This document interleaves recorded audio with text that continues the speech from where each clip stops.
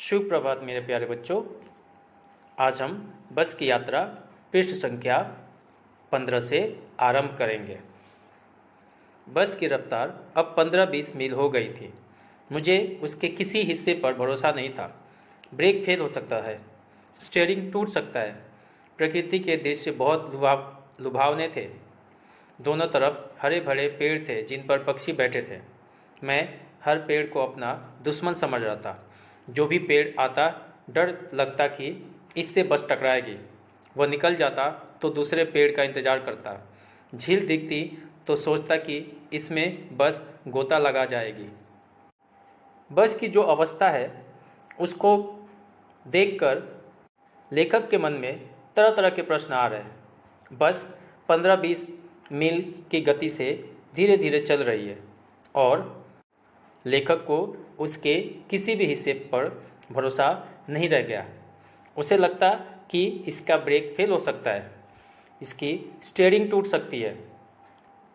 खिड़की से प्रकृति का सुंदर दृश्य दिखाई दे रहा है। दोनों तरफ हरे भरे पेड़ दिख रहे हैं जिन पर पक्षी भी बैठे हैं। लेखक हर पेड़ को अपना दुश्मन समझ रहा था। वो इसलिए क्योंकि उसे डर लगता कि कहीं बस पेड़ से टकरा न जाए।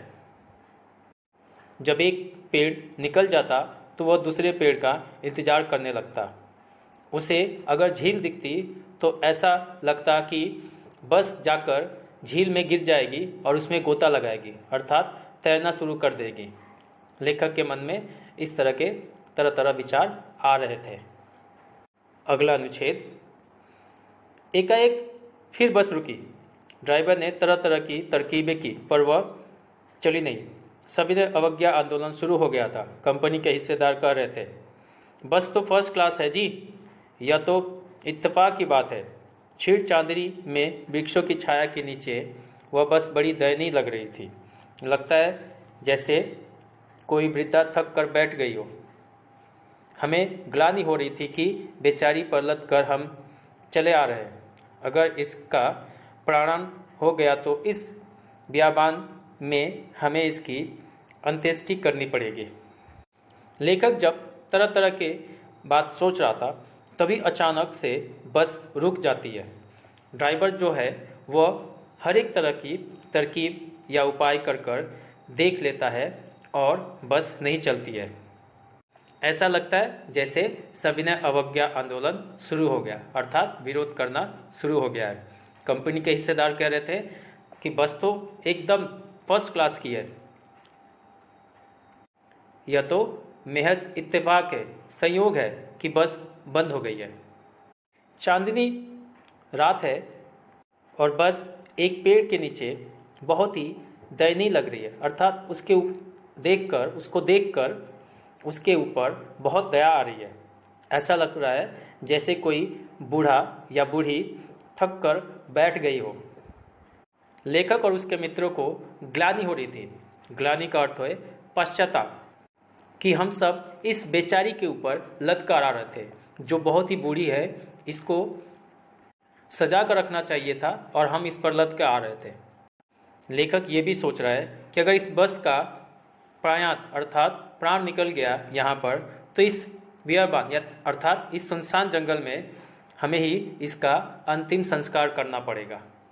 लेखक के मन में इस तरह तरह के विचार आ रहे थे। अगला अनुच्छेद। हिस्सेदार साहब ने इंजन खोला और कुछ सुधारा।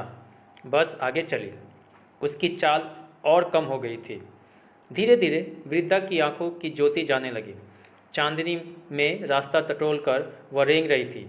आगे या पीछे से कोई गाड़ी आती दिखती तो वह एकदम किनारे खड़ी हो जाती और कहती, निकल जाओ बेटी, अपनी तो उम्र ही नहीं रही।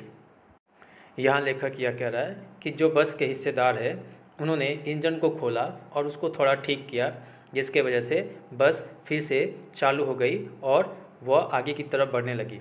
किंतु उसकी जो चाल थी, उसकी जो गति थी, वह पहले से और भी कम हो गई थी। ऐसा लग रहा है जैसे किसी बूढ़े की रोशनी बुढ़ापे में जाने लगती है, ठीक वैसे ही इस बस की भी रोशनी अर्थात जो हेडलाइट है वो भी बंद होने लगा। अब वह चांदनी रात में रास्ता टटोल कर, अर्थात अंदाजा पर बस चल रही है।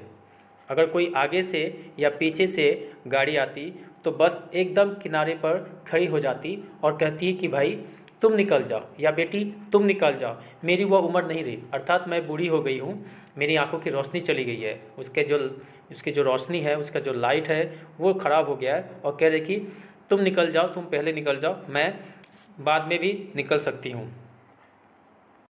एक पुलिया के ऊपर पहुँचते ही थे कि एक टायर फिस करके बैठ गया। वह बहुत ज़ोर से हिलकर थम गई। अगर स्पीड में होती तो उछलकर नाले में गिर जाती। मैंने उस कंपनी के हिस्सेदार की तरफ पहली बार श्रद्धा भाव से देखा। वह टायरों की हालत जानते हैं, फिर भी जान हथेली पर लेकर इसी बस से सफ़र कर रहे हैं। उत्सर्ग की ऐसी भावना दुर्लभ है। सोचा इस आदमी के साहस और बलिदान भावना का सही उपयोग नहीं हो रहा है। इसे तो किसी क्रांतिकारी आंदोलन का नेता होना चाहिए। अगर बस नाले में गिर पड़ती और हम सब मर जाते तो देवता बाहें पसारे उनका इंतजार करते, कहते वह महान आदमी आ रहा है जिसने एक टायर के लिए अपने प्राण दे दिए। मर गया पर टायर नहीं बदला। यहाँ लेखक कह रहा है कि बस चलते चलते जब एक पुल पर पहुँचती है तो उसका टायर पंचर हो जाता है, फिस करके बैठ जाता है और ज़ोर से हिल जाती है बस। लेखक ये भी कह रहा है कि अगर बस थोड़ी तेज होती तो शायद नाले में गिर जाती।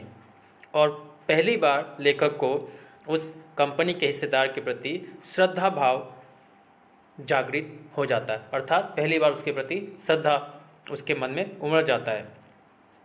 लेखक कह रहा है कि कंपनी के हिस्सेदार को पता है कि किसी भी वक्त यह बस दुर्घटनाग्रस्त हो सकती है। वो जानते हैं कि टायर की हालत बहुत ख़राब है, फिर भी अपनी जान हथेली पर लेकर इस बस से वह सफ़र कर रहे हैं। लेखक ये भी कह रहा है कि ऐसे लोगों को तो आंदोलन का, क्रांतिकारी आंदोलन का नेता होना चाहिए था। वे यहाँ पर समय बेकार में नष्ट कर रहे हैं अपना। लेखक आगे कहता है कि अगर बस नाले में गिर जाती और हम सब मारे जाते तो देवता अपनी बाहें खोलकर हमारा स्वागत करते और वे कहते कि देखो वो महान आदमी, अर्थात यहाँ पे महान आदमी कंपनी के हिस्सेदार को कह रहे हैं कि वो महान आदमी जिसने अपने प्राण दे दिए, जान गंवा दिए, लेकिन टायर नहीं बदला। आखिरी अनुच्छेद। दूसरा घिसा टायर लगाकर बस फिर चली। अब हमने वक्त पर पन्ना पहुंचने की उम्मीद छोड़ दी थी। पन्ना कभी पहुंचने की उम्मीद छोड़ दी थी। पन्ना क्या, कहीं भी कभी भी पहुंचने की उम्मीद छोड़ दी थी। लगता है ज़िंदगी इसी बस में गुजारनी है और इससे सीधा तो उस लोक का प्रयाण कर जाना है। इस पृथ्वी पर उसकी कोई मंजिल नहीं है। हमारी बेताबी तनाव खत्म हो गई। हम बड़े इत्मीनान से घर की तरफ बैठ गए। चिंता जाती रही, हंसी मजाक चालू हो गया। यह अनुच्छेद इस पाठ का आखिरी अनुच्छेद है और कह रहा है यहाँ पर लेखक कि कंपनी की जो हिस्सेदार है उसने दूसरा घिसा पीटा टायर अर्थात पुराना टायर लगा दिया और बस फिर से चलने लगी। अब लेखक और उसके मित्र वक्त पर यानी समय पर पन्ना पहुंचने की उम्मीद छोड़ दी थी। पन्ना क्या, वह कभी पन्ना पहुंचेंगे इसकी भी उम्मीद छोड़ दी थी। पन्ना ही नहीं, वह कहीं भी पहुंचेंगे इसकी भी उम्मीद छोड़ दी थी। लेखक और उसके मित्रों को लग रहा है कि ऐसा लग रहा है कि हम अब पूरी ज़िंदगी इसी बस में गुजार देंगे और हम यहाँ से सीधा उस लोक को प्रस्थान करेंगे। कहने का अर्थ यही है कि लेखक और उसके मित्र यही सोच रहे हैं कि पूरी ज़िंदगी इसी बस में हम गुजार देंगे और कभी कहीं भी पहुंच नहीं पाएंगे। यहाँ से हम सीधा उस लोक को अर्थात मृत्यु लोक को हम पहुंच जाएंगे और ऐसा लग रहा है कि इस पृथ्वी पर हमारी कोई मंजिल ही नहीं बची। तो लेखक और इसके मित्रों की जो बेताबी थी घर पहुंचने की वो अब खत्म हो गई। वे लोग बड़े ही इत्मीनान से, बहुत ही शांति से अब बैठ गए हैं। अब उनकी जो चिंता है पहुंचने की वह ख़त्म हो गया और वो लोग यही करें कि अरे ये बस तो ऐसे ही चलेगी, अब ऐसे ही गुजारा करना पड़ेगा जब तक इस बस में है। यह करते करते वे लोग हंसी मजाक चालू कर देते हैं। मेरे प्यारे बच्चों, कक्षा का समापन होता है। मैं आशा करता हूँ कि सबको अच्छे से समझ में आ गया होगा। किसी को दुविधा होगा तो मुझे व्हाट्सएप पर संपर्क कर सकता है। धन्यवाद। सबका दिन शुभ हो।